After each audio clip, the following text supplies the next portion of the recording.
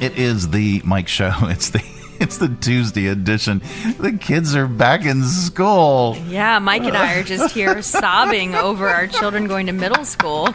And not only that, the kids were together for summer jam on Saturday, and it's the first time they've been together for like 2 weeks. And the older one realized how much taller the younger one got in like 2 weeks. For some weird reason. I think it might have been the shoes, but we're not exactly sure. Yeah, and we went to back to school sports physicals, and they had grown 2 and 3 inches respectively, my children, in the last year, and they were like, "Oh yeah, they're going to be tall, taller than you." Well, your kids have gotten so big since I've seen them last. And do you think height-wise they take after your husband? Yes, Okay. I think so. Yeah. I think so. So it's just, we were just saying it's hard to like have them around all summer as buddies, and then all of a sudden they're gone from like 7 to 5 p.m. with sports, and it's just sad. So anyway, good luck to all the LCS kids today. Yeah, absolutely. And all the parents all the parents are getting back in the groove and emotionally decompressing. I have to figure out a new car rider line. Oh yeah. And I'm not saying where, obviously, but I got to figure out a new car rider line. I just feel like I got used to the last school, right? And now I have to figure out new thing. I hate this. Right. We're all getting used to the new schedules. I'm on the struggle bus. Alarm goes off at before 6 is rough. Yeah, it is. Anyway, but that's not why you're here. No, I'm here for the Share Greater Lynchburg segment. Mike and I are kind of kicking off the new fiscal year for the Greater Lynchburg Community Foundation and Share Greater Lynchburg. So we wanted to launch with just a introductory overview of what those are and talk a little bit about what we have coming up soon. Absolutely. Well, neat things in the works. In addition to, we always do a segment on this program that features, events and up and coming things and timely issues that are related to Share Greater Lynchburg, or related to the Greater Lynchburg Community Foundation, or related to one of our area nonprofits. But we're also adding something new. And do you want to spill the beans? Yeah, you want to get the cat out of the bag? We're launching a podcast. Yes. That will be recorded after each of our Tuesday segments.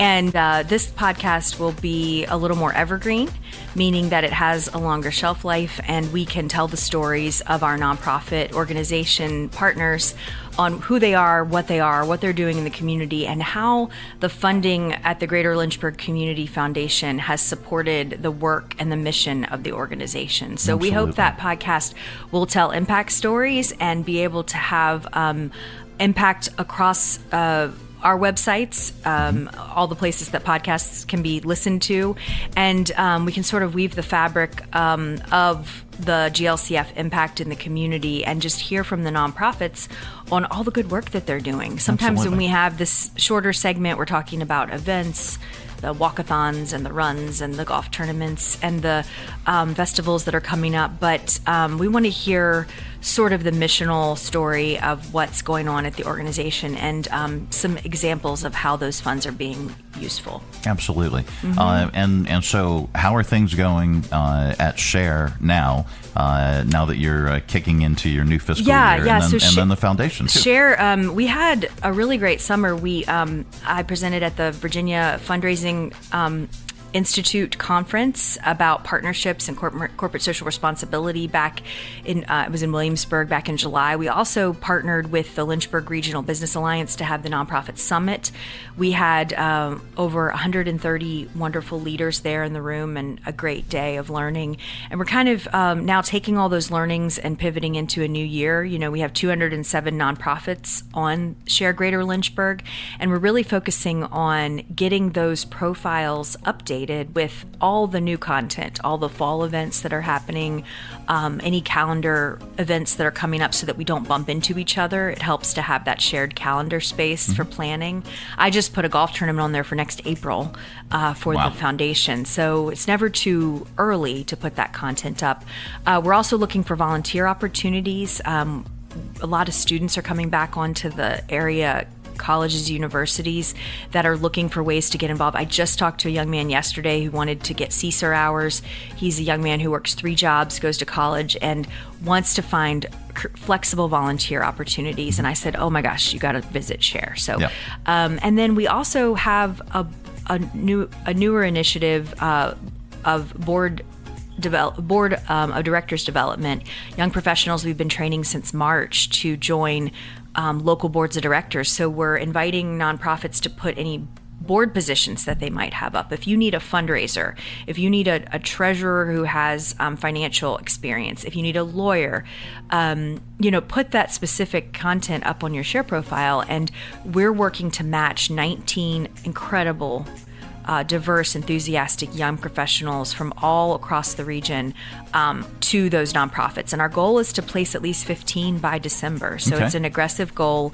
We're having a kickoff event for the nonprofits and the young professionals to meet each other on Thursday at the Lynchburg Regional Business Alliance. And so all that can be found in our newsletter, on our social, and we have nonprofits signing up to be at that event.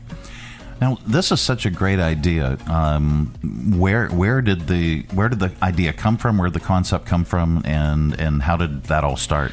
Well, at the GLCF, we kind of keep our ear to the ground of what our nonprofits need. And we kept hearing that nonprofit organizations were saying that, young people aren't really interested in serving on boards of directors anymore.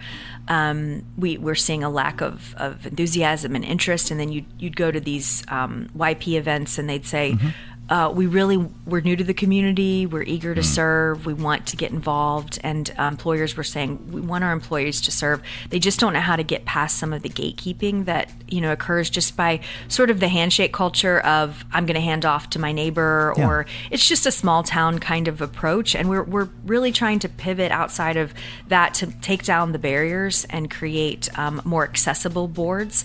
And a lot of boards are looking for more diversity. So we really targeted age, race, gender diversity in this first class or cohort, so that these professionals were really bringing a lot of new perspectives to these boards of directors. And so we've been teaching them coursework throughout the summer, and also they've had a mentor who is a seasoned board leader in the community that has walked alongside them, met them for coffee, taken them to events, really dialed into what their interests were to try to aid them in that match.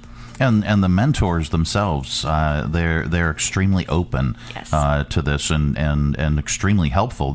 I think this was a match waiting to happen. Yeah. In other words. Yes, and it was a pilot program that we hope to secure funding for, going forward as well. So they'll have a program meet and greet on Thursday. We'll work throughout the month to make those matches, and then they graduate on September 14th at the Virginian. So that's kind of the first cohort, and we'll be able to talk a little bit more about that later. Well, that is really, really cool. Well, speaking of funding, let's talk about how things are going at the Greater Lynchburg Community Foundation. Yes, we're wrapping up. We just finished our fiscal year, and we are really excited to be coming out with our annual report soon. It's in the design phase right now, and to see the impact that the amazing funds have had in the community over the last year. I know that we've crossed the threshold of $80 million of assets invested in the foundation, and that's because of generous donors across this region that have given, they've set up funds, they've put the foundation in their will. This is Make a Will Month, and we have a free will platform that you can use as a free tool to set that up. And regardless of whether or not you put the foundation in, it's just a resource for community members to plan ahead for that legacy giving. And we are getting ready to step into a new competitive grant cycle. So the grant cycle for August 15th through September 15th just opened a few days ago, and nonprofits have the ability to apply until September 15th. And there is typically, most of our nonprofits are kind of on a spring or a fall cycle. So if you received in the spring, you can't reapply in the fall, but you get in one of that cycles. And this is just a reminder that you have to get that grant in every year. You have to showcase your impact and how you used the funding from the last time you received a fund. And that just helps us to know and our distribution committee knows that those funds have been stewarded well. Okay. And folks can learn more if you're part of a nonprofit organization and you would like to apply for a grant. You can visit lynchburgfoundation.org and then just click on the grant tab and you'll find all the information. It's very well laid out. Yes. And we're always looking to come out and share educational information about the foundation, what we do, about the different grant cycles, about ways to invest and ways to get involved with the foundation. So if there's a civic organization, a faith community, a school, anything like that, we will come out and teach about what that philanthropic giving looks like, all the way from youth that can volunteer through SHARE, all the way to making a will and your legacy giving. So there's ways to engage with the work that we do at all stages of life. And if you're part of a nonprofit organization and you are not on the SHARE platform, if you're not familiar with the Greater Lynchburg Community Foundation, look them up. The SHARE platform itself features 207 nonprofit organizations. All their information, all of their volunteer opportunities, any upcoming events and things like that, and it's free. It's free for nonprofits to join, and it's a one-stop shop really to learn about all the different organizations in our community. Absolutely, yes. Please get in touch with us at info@sharegreaterlynchburg.org, and we can set you up with a time to train you to join a page. We have 207 nonprofits, but we know that there's some out there that haven't joined yet. So, and we cover Amherst, Appomattox, Bedford, Campbell, and the city of Lynchburg in our region. Absolutely. Again, visit sharegreaterlynchburg.org for more information on that, and the Greater Lynchburg Community Foundation at lynchburgfoundation.org to learn about all the great work that they're doing as well. This is a good really good kickoff. Yes, and we'll look forward to launching the podcast next week, and you'll be seeing that all over the place. So that's exciting. And we'll debut the name too. Next week. Yes. Stay tuned.